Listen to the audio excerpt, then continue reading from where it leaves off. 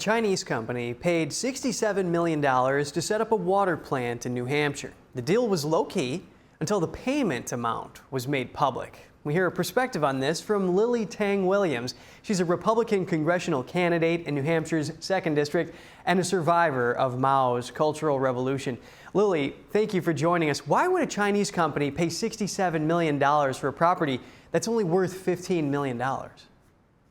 Well, that's a $1 billion question, right? And I found this last April, 2 months ago. I have been increased the public awareness.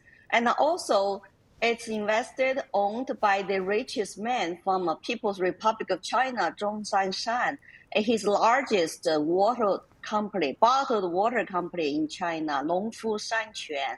And it's near strategic locations, from defense contractors to the air traffic control station center, and to Cape Cod Joint Military Base in the East Coast area in Massachusetts. So those are all very concerning questions. And plus, water is a precious supply and related to food, and I consider that part of a national security issue. But some leaders in Nashua, they don't think so, including the mayor.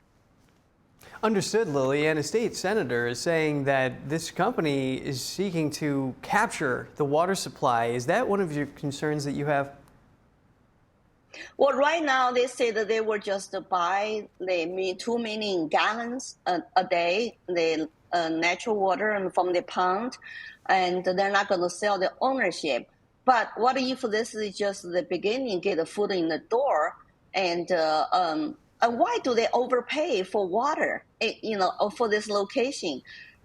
And 2018, a Chinese company also purchased 53 acres of Daniel Webster College campus in Nashua area.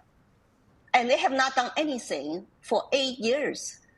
And now they both need to be seriously reviewed, investigated by the Treasury Department, which has committee on foreign investment review.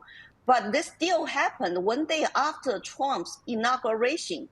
So that raises question that, during transition period, nobody was there to keep eyes on those deals.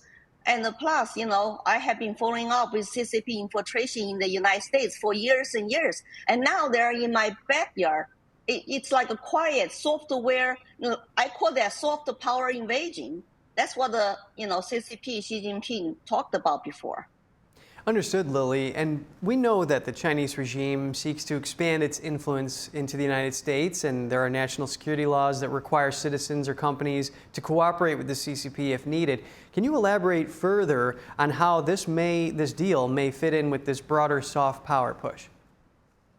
See, lots of Americans don't realize that China's national security law, intelligence law, will mandate force all the Chinese nationals and the business people overseas to comply, and otherwise they will face serious consequences. It doesn't matter if they like it or not. They have to do it because they need to get the permission to come to the United States and even to do business. And not talk about this is a guy that's, the richest man in China and the public listed in Hong Kong. And include Chinese students and scholars and like UCA, and all kinds of companies, NGOs in this country have to work with CCP. As a part of United Front and Department, they are transnational oppressive regime.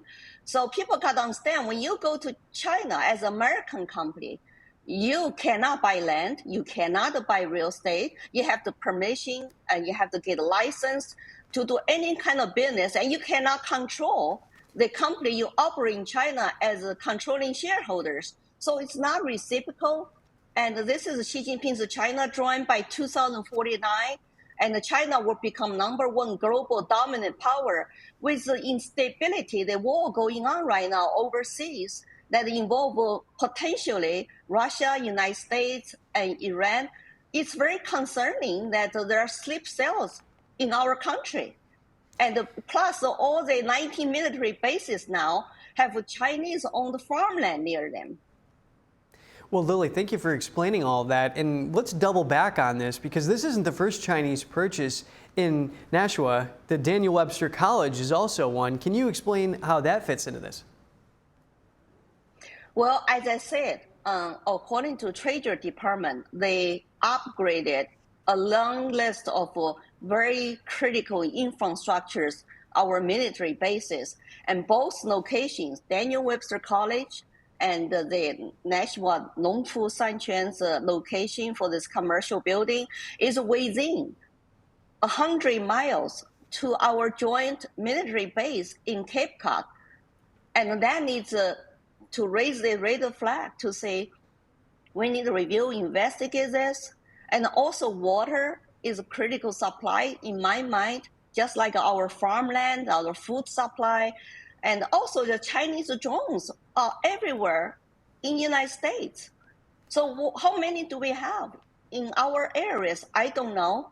And what are they doing? And in case we get into conflict, let's say with China, because they invaded Taiwan, they backed Iran, all those potential consequences, we need to clean the house in our country and prevent them from getting into the world conflict and attacking the United States from within.